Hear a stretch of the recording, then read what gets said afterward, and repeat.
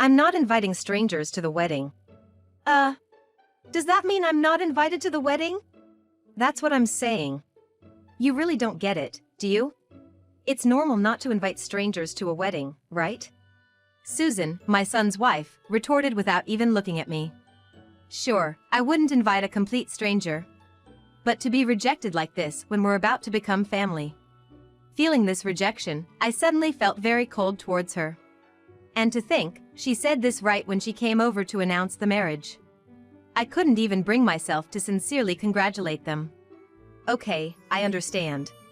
I won't attend the wedding, then. As long as you understand. That's that, then. What's with her? Anger welled up in me before I could even feel sad.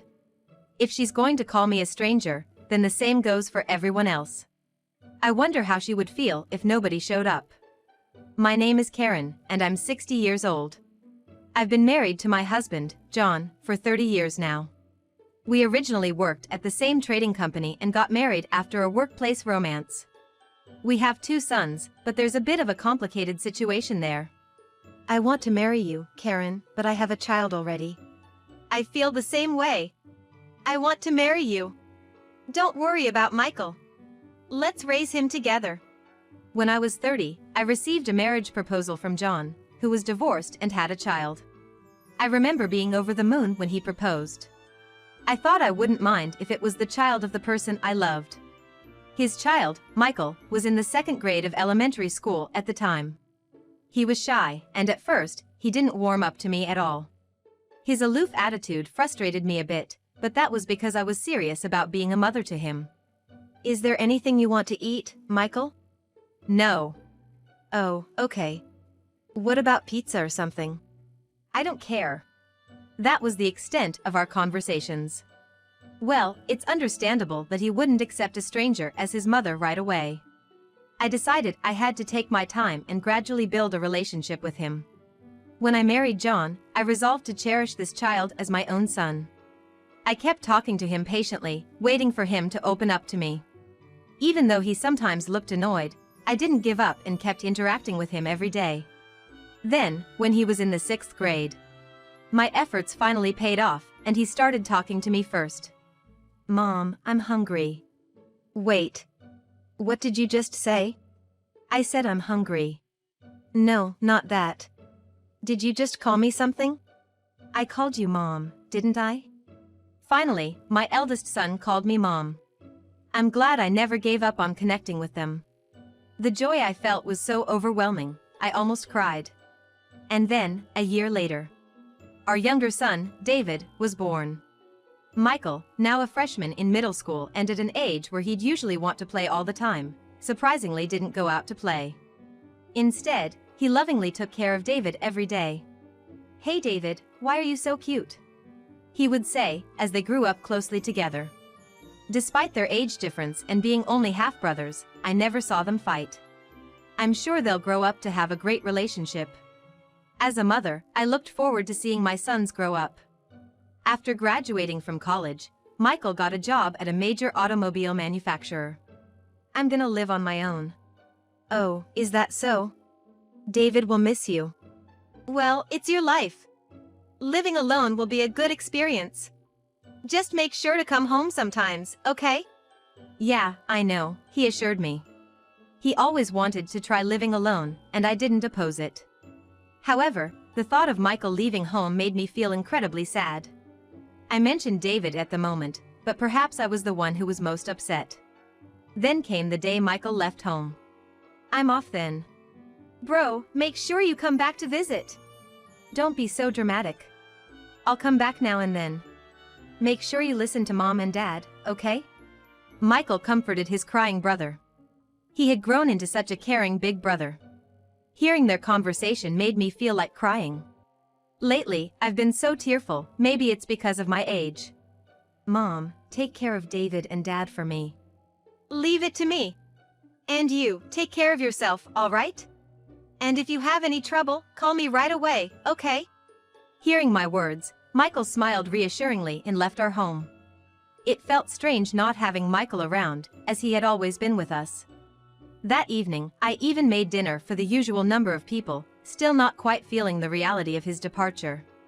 It's so quiet without him. I felt a bit down, but I knew I couldn't stay sad forever. From the next day, I tried to get used to life without Michael, not forgetting him, but adapting. Time flies, and before I knew it, a year had passed since Michael started living on his own. I wonder how Michael is doing. If he's not calling, it probably means he's busy and enjoying life. I'm sure he's fine. He's right. Michael must be doing well. Worried about our eldest son who hadn't contacted us in a while and hadn't come home at all, I had shared my concerns with John, but his words had put me at ease. Then, about 3 years later, on a lazy weekend day, my phone suddenly rang. Who could it be on a holiday? Probably just a telemarketer. With a sigh, I picked up the phone, only to see Michael's name on the display. Hello! It's been so long! Are you doing well? Haven't been sick, have you? Are you eating properly? Don't bombard me with questions all at once. Oh no. I got carried away with my questions due to the surprise of hearing from him after such a long time. I'm fine, don't worry. But listen, there's someone I want to introduce to you. Someone to introduce. Could it be? I guessed from the slightly embarrassed tone in Michael's voice. That's a girlfriend, isn't it? Are you? Yeah. I'm thinking of getting married. I was taken aback to hear that Michael had a girlfriend. And was even talking about marriage. I was so surprised I almost dropped the phone, but at the same time, I felt a deep joy. Really? Congratulations! You finally found someone you want to marry. Yeah, that's right. And I was wondering if you're free next Sunday. I'm free. I'll tell your dad too. Thanks. I appreciate it. After hanging up, I immediately told John about Michael. Listen. Michael, he's... What's the matter? Calm down. I can't calm down. Michael's getting married. Really? Is that true? Why would I lie? It's all set. He's bringing her over next Sunday. Make sure you're free. Of course. Wow, it feels like a dream. Michael is getting married. John and I both ended up crying tears of joy. A little while later, I went up to David's room. David, can I talk to you for a sec? What's up? Your brother, he's getting married. What? David dropped his phone in shock. The news of Michael getting married must have been that surprising. I understood how he felt. He's bringing her over next week, so make sure you're free. Okay, I got it. I'm surprised, though. That jerk brother of mine, I thought he was just not coming home for a while, and now he's getting married. David's words were harsh, but his expression was gentle. He was now a college student and hadn't spoken to Michael in a long time. Still, his face showed that he still cared deeply for his brother. This fact alone made me very happy. Then came the day of the introduction. Wanting to make a good impression, the three of us, excluding Michael, decided to welcome them grandly. We arranged for high-end sushi delivery and famous desserts, things we'd never normally have at home. Everything was ready. As we were preparing, the doorbell rang. He's finally here. I've brought her. Okay, got it. I'll open the door now. When I opened the front door, there stood a charming woman. She looked almost like a doll. I almost blurted out how attractive she was.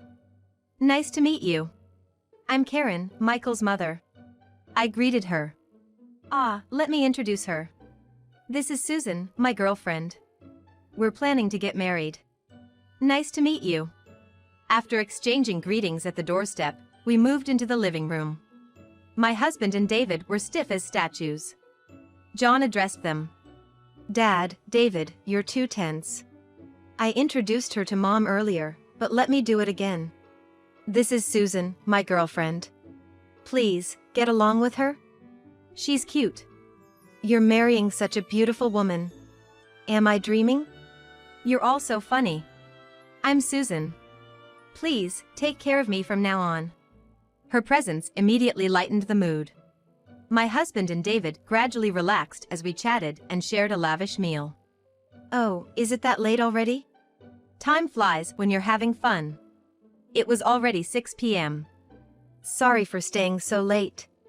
No, it's totally fine. As I talked with Susan, my husband stood up, taking John and David to his room for a serious talk. Left alone in the living room, an awkward silence fell between Susan and me. What should I do? I need to start a conversation. So, when are you planning to have the wedding? Excuse me? Do you mind not speaking so casually to me? Huh? What? What does she mean? Just a moment ago, she was all smiles and now she's giving me cold stares and a curt attitude. Did I say something offensive?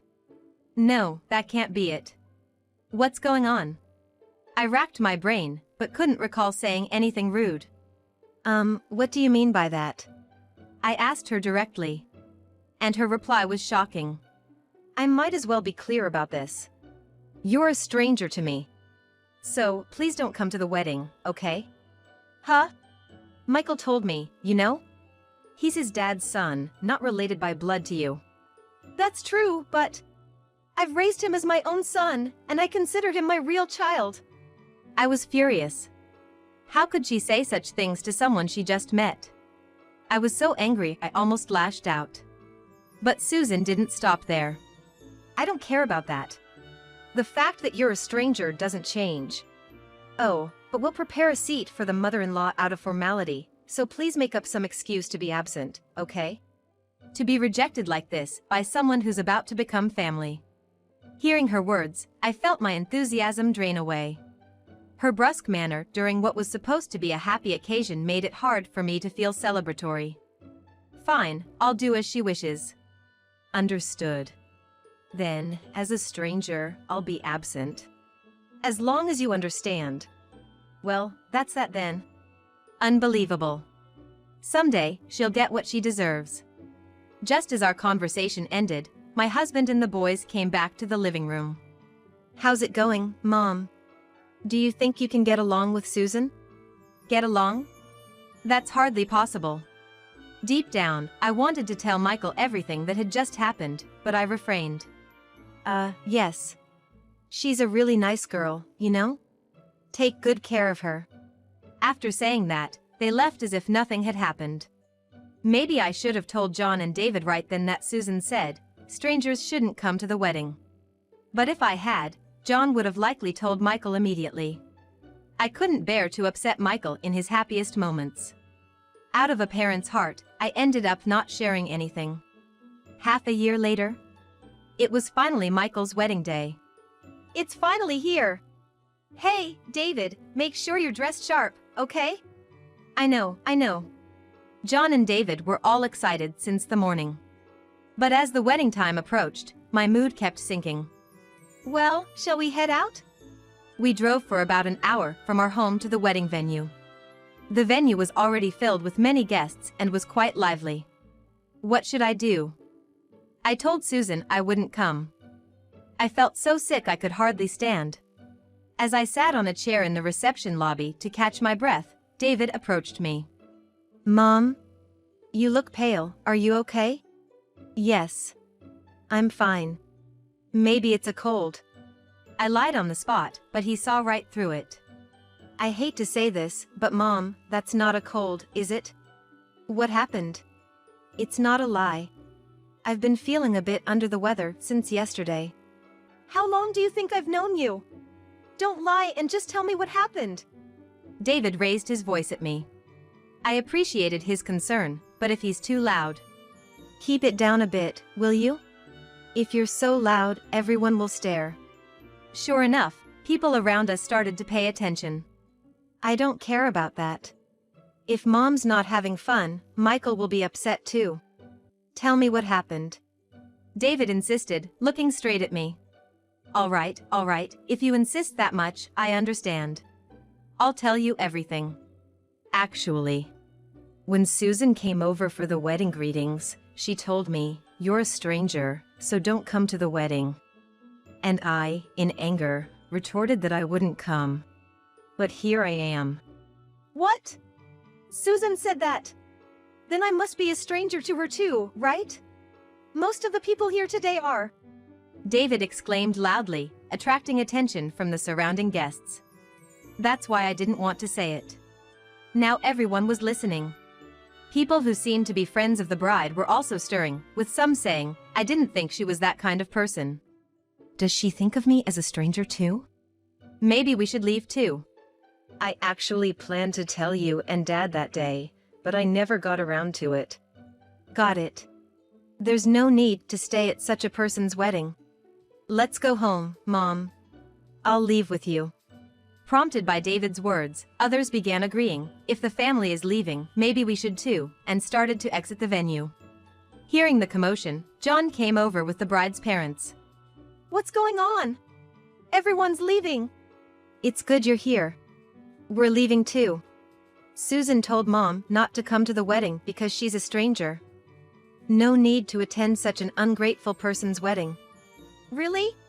She said that? John asked, and I just nodded. The bride's parents were also visibly angry. As we were talking, Michael and the bride came to see what was happening at the reception. What? Wait a minute. Why are you all leaving? Susan, the bride, turned red-faced and raised her voice as she saw her friends starting to leave the wedding venue. Well, it's all your fault, isn't it? Probably everyone there was thinking the same thing. And then, Susan noticed my presence. Why are you even here? Now that it had come to this, there was no going back. No choice. I'll just have to say it clearly. The sickness I felt earlier had vanished. Probably from seeing Susan. I felt a fiery anger burning inside me. Why am I here? I'm family, so it's natural to come to the wedding.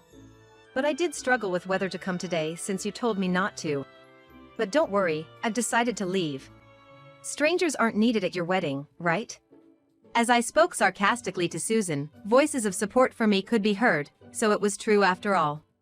Susan really said such awful things to her mother-in-law? Voices of support for me started to emerge, saying things like, it's brave of you to even come under these circumstances. Wait. I didn't say that. Susan boldly lied right in front of the person she'd told. Can't she see everyone here is looking at her with pity? Don't you remember? I remember it very well. Do you want me to recount the whole conversation right here in front of your friends? That's, Susan, the bride, was becoming increasingly cornered. Her friends, parents, and even John and David were staring at her coldly. Meanwhile, Michael seemed unable to grasp what was happening. What's going on? I don't understand any of this. David then spoke up. Don't you get it? Mom was told by her to stay away from the wedding because she's a stranger.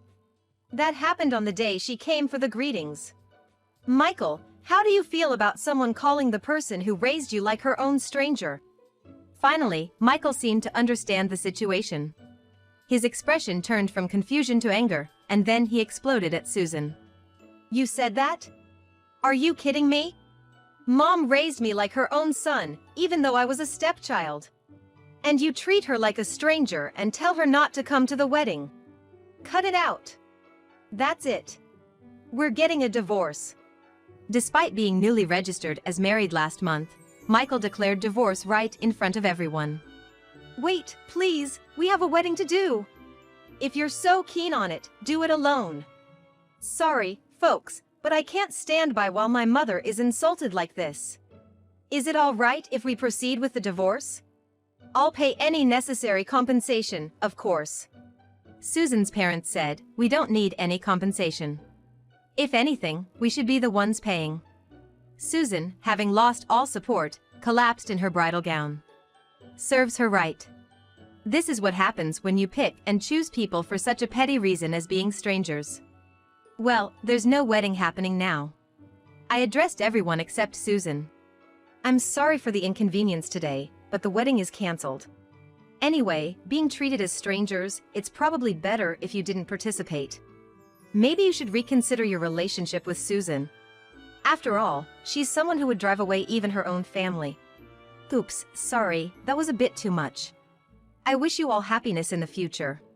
Thank you for coming today. I wondered if I had gone too far, but the venue erupted into a standing ovation. Everyone seemed to agree with what I said. Amidst this, I approached the weeping Susan. There was something I absolutely had to say to her. How does it feel to have your life ruined by a stranger? You know, it's all because of the seeds you sowed yourself. Just so you know, Michael is a stranger to you too, since you're not related by blood. From now on, be careful with your words. I'm leaving now. Ugh. Susan, now just a sobbing mess, was unable to respond coherently. And with that, we left the venue and headed home. In the end, what was meant to be a slight against me turned into a grand finale where everyone supposed to attend the wedding didn't show up. The saying words can be your downfall has never been truer. I need to make sure I don't end up like that. Sitting at home and relaxing, I thought about it. A week later, Michael came to visit. Mom, I'm sorry for making you feel bad. I had no idea Susan would say such things. It's okay, dear. It's not your fault. Besides, if I had spoken up sooner, maybe things wouldn't have gotten this bad. I'm sorry, okay? Don't apologize. Oh, right, this. Michael said this and handed me a brown envelope. It was quite thick, but I wondered what was inside. What is this? Susan's parents sent it as compensation for you. $60,000. I can't accept this much. In fact, I don't need it. Please return it. The envelope contained $60,000 in cash. I thought you'd say that. That's why I told them the same, but they insisted I accept it, so I did, gratefully. Please take it, it's also their request. Okay, I understand. I'll keep it then. By the way, what happened to Susan? She's almost disowned by her family now. But, if she works hard and returns the $60,000, she's welcome back. Right now, she's working day and night, at a factory and a bar. Most of her friends have left her, and she seems full of regret, but it's too late now. Michael was right. It's too late to regret now. Michael continues to live alone, but unlike before, he comes home about once a month now. Each time he does, he and David go shopping together. It's heartwarming, almost like seeing them as kids again. Someday, Michael might remarry, and David might get married. I hope their closeness continues forever. That's what I deeply wish for.